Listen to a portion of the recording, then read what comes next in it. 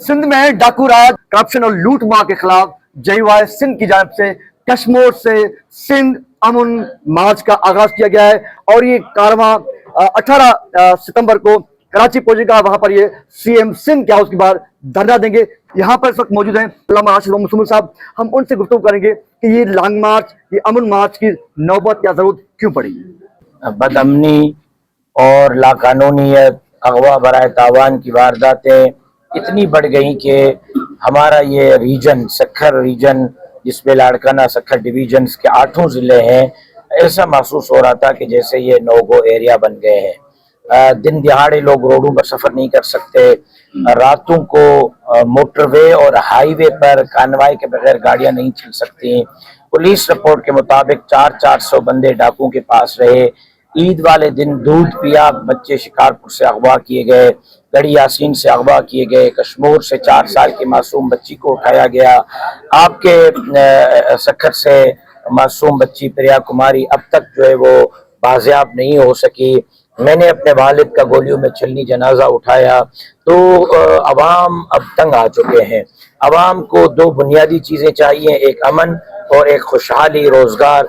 दोनों देने में सिंध हुकूमत नाकाम हो चुकी है। 70 साल से सिंध में तकरीबन इक़्तिदार में पीपल्स पार्टी की जमात रही है।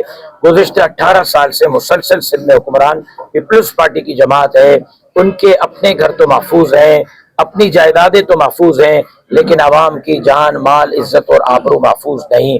हमने उनको बुलाया था क्योंकि डाकुओं की तरफ से पैगाम मिला था कि भाई हमने बंदूक इसलिए उठाई है कि हम सताए हुए हैं कबायली लड़ाइयों के, तसादुमों के, तकरारों के।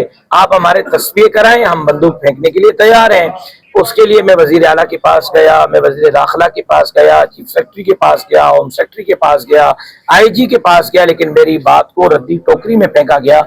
मैंने उनसे दरख्वास्त की कि जरगे करवाएं, अमन करवाएं, सुलह करवाएं, लेकिन मेरी बात को संजीदा नहीं लिया गया। फिर हमने सिंध अमन मार्च, सिंध अमन जरगे किए 2 सखर में।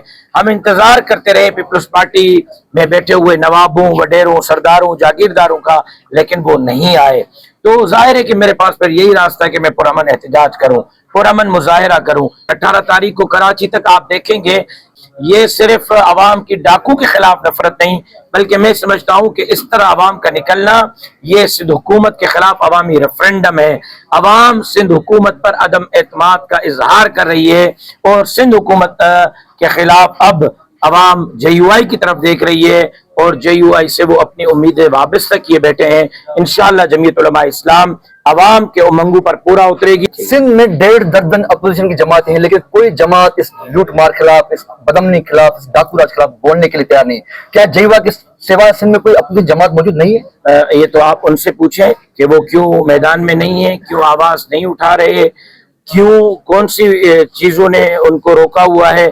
लेकिन कम से कम मैं अपना फर्ज पूरा कर रहा हूँ। मेरा ज़मीर मुतमईन है कि शहीद खालिद महमूद सुमर का मिशन जारी है, उनकी जद्दोजहद जारी है, उनकी तारीख जारी है और इंशाअल्लाह शहीद ने जो कौम से वादा किया था, अवाम से वादा किया था, हम शहीद के ख्वाबों को शर्मिंदा ताबीर करेंगे और इंशाअल्लाह इस सिंध के अवाम को एक मुतबादिल क़यादत और क़ुव्वत फराहम करेंगे। सिंध हुकूमत की मजबूरी क्या है? सैकड़ों लोग अगवा हो गए बकौल आपके, बल्कि हम खुद इसकी बात के गवाह हैं। हम मुसलसल इस बात को रिपोर्ट करते रहे। मासूम बच्चे गवाह किए गए, खवातीन गवाह किए गए और चंद डाकू हैं और 2 खरब आपके बकौल के सिंध पुलिस पर खर्चा किया गया, लेकिन फिर भी रियासत डाकुओं के सामने बेबस क्यों है? मेरे बकौल नहीं ना, अब बजट की कॉपी तो पब्लिश्ड है ना, नेट पे पड़ी हुई है। आप जाएं, सिंध हुकूमत की जो बजट अभी पेश की है वजीर आला साहब ने खुद उसको निकालें।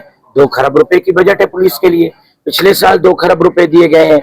2 खरब एक साल में इस्तेमाल करने के बावजूद रेंजर्स नाकाम, पुलिस नाकाम, ऑपरेशन नाकाम। आसान तरीका आपको बताता हूँ, आप 2024, 2018, 2013 के इंतखाबात उठाएं और पक्के के रिजल्ट भी देखें, कच्चे के रिजल्ट भी देखें।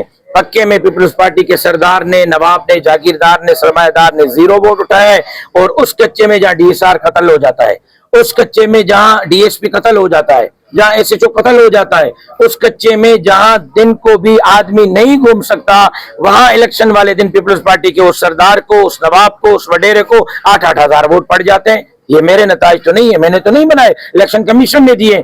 آخر الیکشن والے دن اس کچے میں 8,000 لوگ کیسے پہنچتے پیپلز پارٹی کو ووٹ دیں. اور مزے کی بات بتاؤ, آپ حیران ہو جائیں گے کہ مخالف کو 0 ووٹ کچے سے, یعنی سارے کے سارے پیپلز پارٹی کو ووٹ جاتے ہیں. تو بتائیں مجھے کہ 8,000 ووٹ 5,000 ووٹ کچے کے پولنگ سے پیپلز پارٹی کو کیسے پڑتے ہیں؟ پیپلز پارٹی ان کو خود پال رہی ہے. پیپلز پارٹی میں بیٹھے ہوئے نواب, سردار, خان, جاگیردار, سرمایہ دار ان ڈاکوں کو خود پال رہے ہیں تاکہ ان کے اقتدار کو طول مل سکے. ان کو پتا ہے کہ عوام نے ہمیں مسترد کیا ہے, ان کو پتا ہے کہ آئندہ بھی عوام نے ہمیں ووٹ نہیں دینا ہے, عوام ہمیں مسترد کرے گا. لہذا ان ڈاکوں کو پالو, ان چوروں کو پالو اور ان کے ذریعے الیکشن میں داندلی کراؤ. 5 سال ہم اسمبلی میں جا کے سندھ کو لوٹیں گے, وہ 5 سال روڈوں پہ آ کر عوام کو لوٹیں گے. دونوں کا جو ہے وہ کاز ایک ہے, انہوں نے بھی عوام کا خون چوسنا ہے, انہوں نے بھی عوام کا خون چوسنا ہے, اور دونوں مشترکہ طور پر اس صورتحال کو جب کچے میں ڈاکو پولنگ سنبھال رہے ہیں اور ریگنگ کرتے ہیں حکومت کے لیے, پیپلز پارٹی کے لیے, تو اس صورتحال کا جو ہے آئندہ مستقبل میں آئندہ انتخابات میں کس طرح آپ آنے دینا آئندہ انتخابات لگ پتا جائے گا. میں ان سے یہ نہیں کہتا کہ میرے لیے ٹھپے مارو, میں ان کو یہ نہیں کہتا کہ آپ میرے لیے نتائج بناؤ. میں یہ کہتا ہوں کہ جو سیٹ میں نے جیتی ہے وہ میری ہے, اس پہ مجھے مت ہرواؤ, اس پہ جعلی مینڈیٹ کے حامل لوگوں کو مت بٹھاؤ. شرافت کے ساتھ, امن کے ساتھ, عزت کے ساتھ, احترام کے ساتھ ہم ان کو کہتے ہوئے آ رہے ہیں. لیکن 2002, 2008, 2013, 2018, 2024 5 الیکشنوں میں انہوں نے میرے نتائج تبدیل کیے ہیں. عوام نے ہمیں جتوایا ہے, انہوں نے ہمیں ہروایا ہے. لیکن آئندہ الیکشن میں یہ روش نہیں ہوگی. ہمارا مینڈیٹ ہمیں دینا ہوگا, نہیں دیں گے پھر عوام ہوں گے, حکمران ہوں گے, عوام کے ہاتھ ہوں گے اور ان حکمرانوں کے گریبان ہوں گے. انشاءاللہ ان کو پکڑ کر گھسیٹ کر عوام کے سامنے لائیں گے اور ان سے حساب. آخری سوال یہ ہے کہ رات بھی آپ نے بہت بڑا مثال دیا نیپال کا اور بنگلہ دیش کا, اور ہم خود تاریخ اس بات کی گواہ کہ پاکستان انہی پولنگ کی, ان ریگنگ کی وجہ سے آدھا ہو چکا ہے 71 میں. تو کیا جے یو آئی آئندہ انتخابات میں اگر اس طرح کی کوئی ریگنگ ہوتی ہے اور مینڈیٹ چھینا جاتا ہے جے یو آئی سے, کیا جے یو آئی نیپال یا بنگلہ دیش کی طرف, بنگلہ دیش سے ہمارے مقتدرہ کو, ہمارے ایوانوں میں بیٹھے ہوئے لوگوں کو, الیکشن کمیشن کو, عدالتوں کو نیپال اور بنگلہ دیش کی صورتحال سے سبق سیکھنا چاہیے.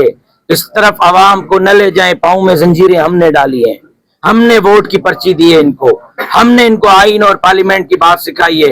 ہم ان کو آئین اور پارلیمنٹ کے تحت, ملک کے اندر آئین کے تحت رہتے ہوئے نظام میں رکھنا چاہتے ہیں. لیکن اگر آپ ہمیں عوام کے مینڈیٹ سے دور رکھیں گے, ہمارا مینڈیٹ چرائیں گے, جعلی دھاندلی اسمبلی بنائیں گے اور آئین کے تحت, قانون کے تحت, پارلیمنٹ کے راستے سے بھی عوام کی خدمت کرنے نہیں دیں گے, تو آپ ہمارے لیے چھوڑیں گے کیا؟ پھر یہی ہوگا کہ نیپال اور بنگلہ دیش کی صورتحال یہاں ہوگی اور یہی حکمران ہوں گے اور عوام ان کو روڈوں پر گھسیٹتے پھریں گے. جے یو آئی سندھ کے قائد جناب علامہ راشد منصور صاحب نے ایک بار پھر سندھ حکومت کو تنبیہ کیا کہ وہ سندھ میں جو جس طرح کا ڈاکو راج ان کی سرپرستی میں مبینہ طور پر چل رہا ہے اس کو کنٹرول کریں, اور ساتھ ساتھ یہ جو کئی سالوں سے مسلسل پری ریگنگ ہوتی ہے یا الیکشن کے بعد جو فارم 47 کی صورت میں ریگنگ ہوتی ہے, اس طرح کے ہر بات روکے جائیں. اور دیگر صورت میں انہوں نے ایک بار پھر تنبیہ کی ہے اور بنگلہ دیش اور نیپال کے حالیہ انقلابوں کا مثال دیتے ہوئے کہا ہے کہ اگر اس طرح کے حربے استعمال کی جائے تو جے یو آئی عوام کو ساتھ لے کر اس نظام کے خلاف ایک بہت بڑی تحریک کی طرف جائے گی. کیمرہ مین